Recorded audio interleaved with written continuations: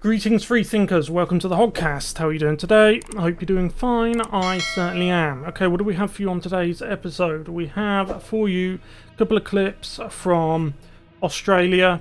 I'm sure you know if you keep up with commentary channels, current affairs from independent sources, that Australia has been undergoing some sort of tyrannical revolution. Okay, they've gone further than any other Western country in terms of enforcing draconianism, and then once they get their powers, not giving them up.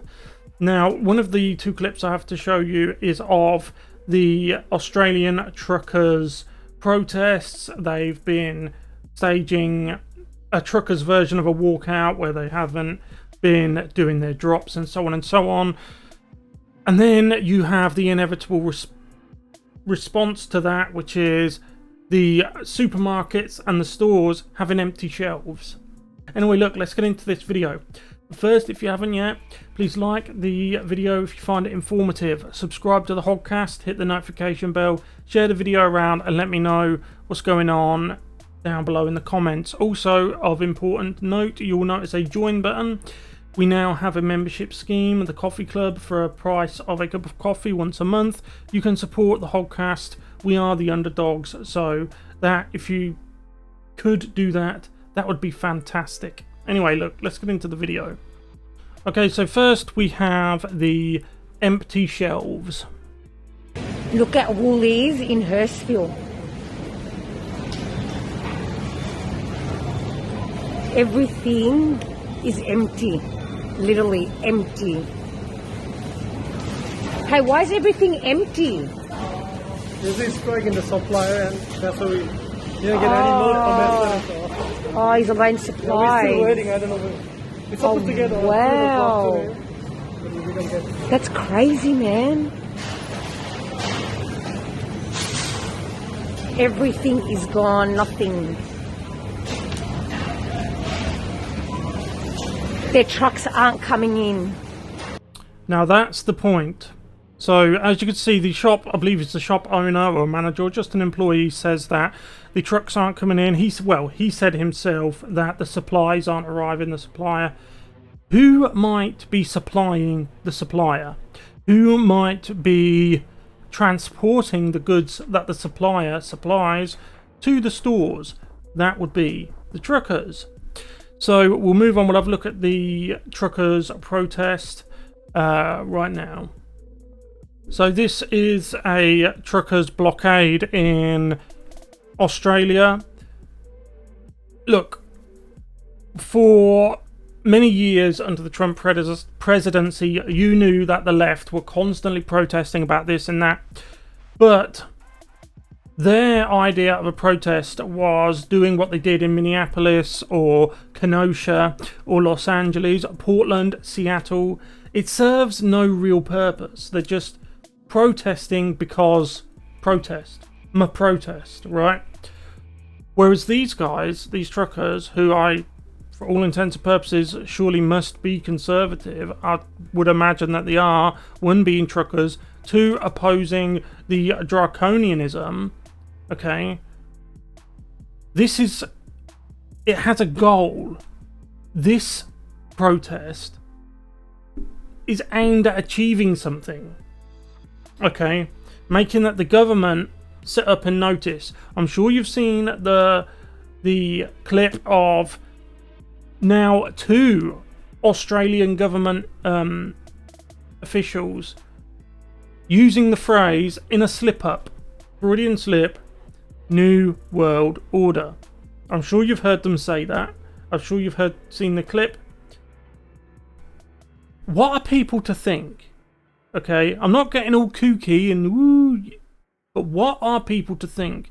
How many times can a Freudian slip happen before people say, well, is it really a mistake, or are they slipping up and revealing true intentions? I don't know the answer to that.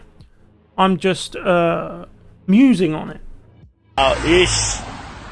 Yeah. They're fucking doing it. Look at this. That's one way. I just got detoured off the highway. and that's the fucking other. Look at all of those trucks. Now you know why the stores are empty, and now you know why the government in Australia are actually starting to backtrack.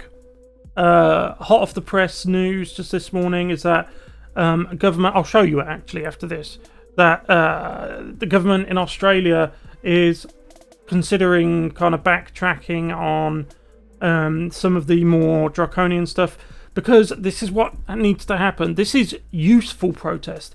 This is when a people make a government who are supposed to represent those same people understand that you can't live in your cozy, luxurious life eating your taxpayer-funded caviar and going to golf dinners and, you know, these French lingerie dinners and that. French laundrette. We saw Gavin Newsom and his friends in America doing that when they told everyone else to stay home. But they can't do that if there's no food arriving. That's what the government's realising. And that's a good thing. They're thinking, oh, well, hold on a minute. This is going to start affecting us. We can't have our caviar. Who's going to deliver the caviar for the globalist elite? Who's going to deliver their steak?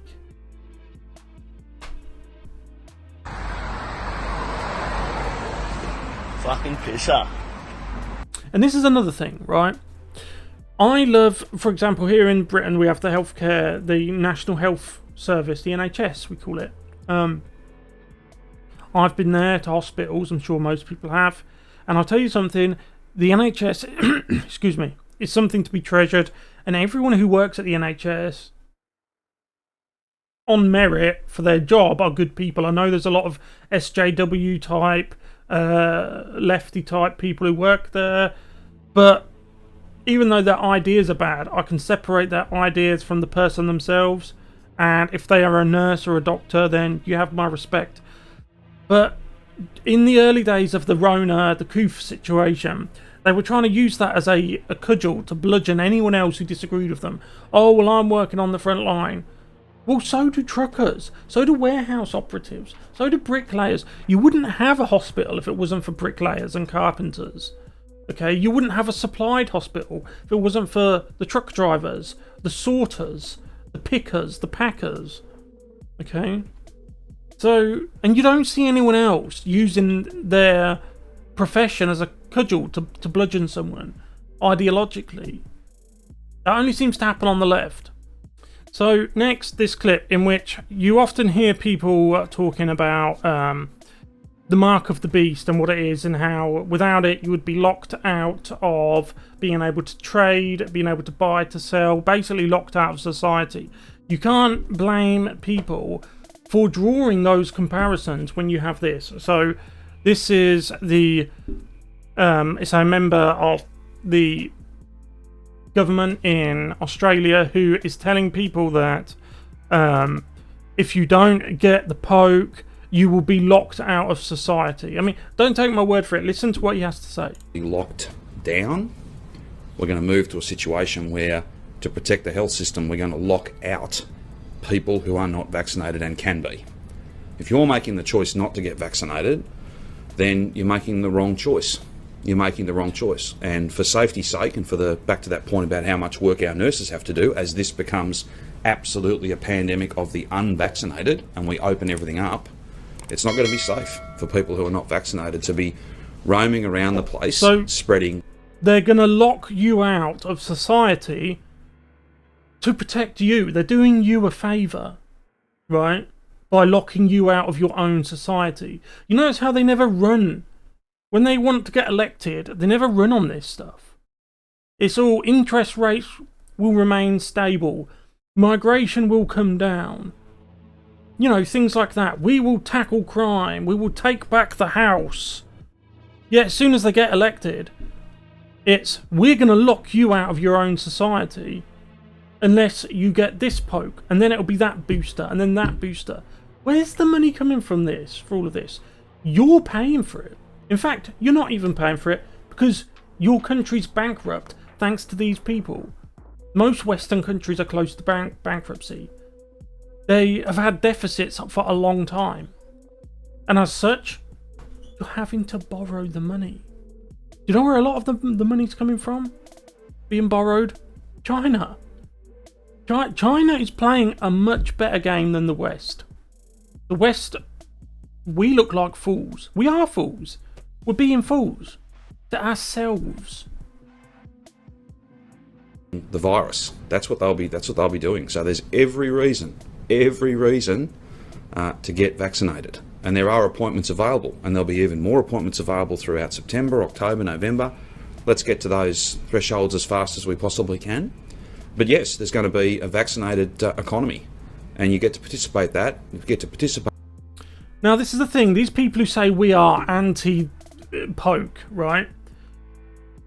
I've had pokes for measles, tuberculosis. Okay, we all have. Just because you have one doesn't mean that you have to take them all. You should have that choice. There's plenty of people. Tuberculosis is a much more, I'm afraid to say, contagious and deadly. Right? But if you chose to not get that poke for TB, they wouldn't be enforcing it. They wouldn't be forcing you to. This is what a lot of this whole situation between those who get the poke and those who don't get the poke, this is where it comes down to. There seems to be, and it's just my opinion, and to be fair, the opinion of a lot of other people, there seems to be something different about this. They're pushing it too hard, right? And then when you make arguments about freedom and personal choice, the very same people who lecture those people who want pro-life people, for example, they will lecture pro-life people and say, our body, our choice. They're the very first ones to turn around and say, it's not your body, not your choice, when it benefits them. This is why people don't... Would you trust this man? Would you trust him to make your decisions for you? Would you trust him to make your own health and bodily decisions? That's why he's asking. That's what he's not even asking you. He's telling you. He's telling you he's going to make your health decisions for you. And they have the gall to do this because they know that they have big tech and the mainstream media and the globalists, of which he is one I'm sure of, backing him up. Now you know why the truckers do what they do. Now you know why the stores are empty. But in that, if you are vaccinated. Now that's not right now because of course there's many more people who want to get vaccinated than we actually can get through the system. But we're going to get to a point where everybody who can get vaccinated will have been offered the chance to do so. And we are not going to have a situation, well at least not in Victoria, where we lock the whole place down to protect people who won't protect themselves. These go and get vaccinated. People can protect themselves. They don't need you to tell them that. They don't need you to tell them what they need to be protected from. You've got to remember, you're a lifetime politician. You've never had a proper job before. You haven't produced anything. You haven't worked in a factory producing objects. Okay, you've never built anything or designed anything. You've never worked in a hospital yourself. You've never saved a life. You've never done a heart transplant. You just exist and absorb taxpayers' money. And then you tell them how to live their lives. Why do they need you? Why do the people of the state, the glorious Australian state of Victoria, need you? You need them. And this is what's being seen by the truckers. The whole trucker protest. Anyway, look, I'll leave it there. This is all just my opinions. I'm giving you my opinions based on the things that we are seeing on a day-to-day basis that just leave you, mainstream media and this whole cabal of people need to go back to basics about what freedom is. The mask is slipping. They hold freedom in contempt. Look at everything we've seen from Australia. And I'm not just talking about the two very significant Freudian slips by two different individuals. Both happen to be either government officials or people who work with organisations linked to the government. But not just that, just the overwhelming authoritarianism.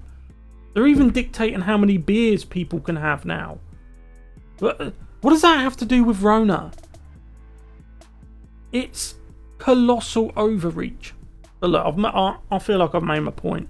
Let me know what you guys think about this in the comment section below. Thank you very much for watching. I will see you in the next one. Goodbye.